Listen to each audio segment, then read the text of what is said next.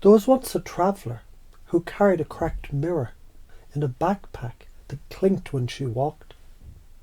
She'd stop often, hold it up and whisper, "Am I healed yet?" The mirror would shimmer, showing only the question.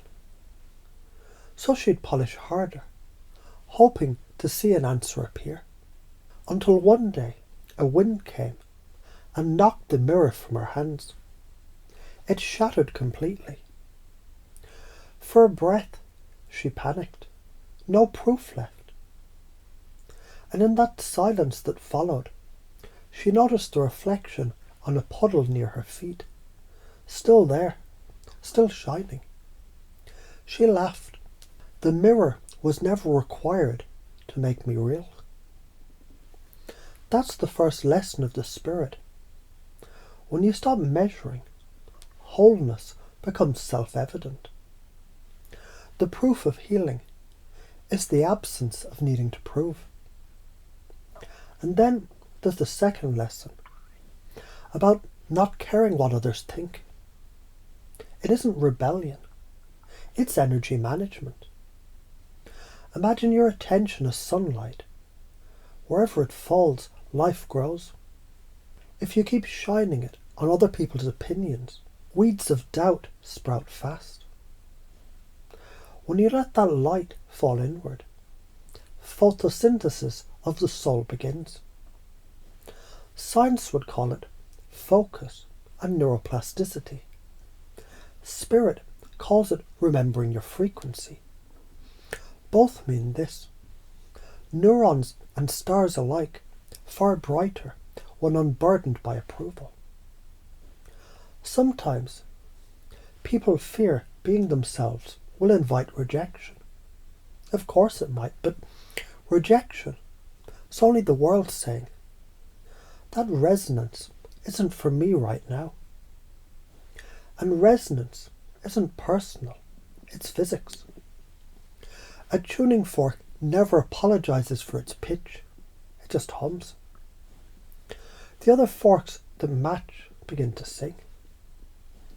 So the spiritual upgrade isn't about becoming louder, it's about vibrating true.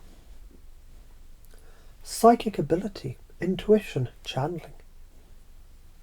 They're what naturally happens when static quiets down. They're not magic tricks, they're side effects of coherence. When you live from this place, you start noticing messages in the ordinary. Traffic lights timing perfectly. A song lyric answering your thought. A stranger's smile arriving exactly when you doubted humanity. These are not coincidences, but calibrations. Feedback from a field that never stops talking. Your awareness becomes your antenna. Your honesty, the frequency dial. And what if you don't act on this?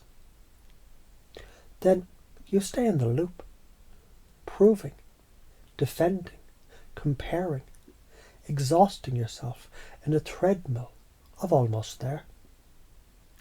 The con isn't damnation, it's delay.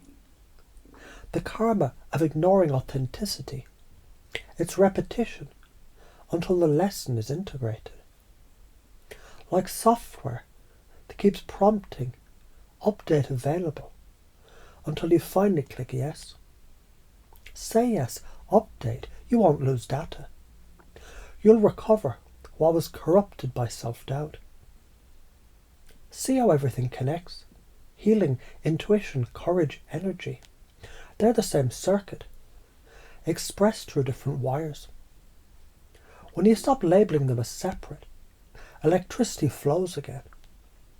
The light bulb doesn't care whether the power came from solar, wind, or water. It just glows. So glow.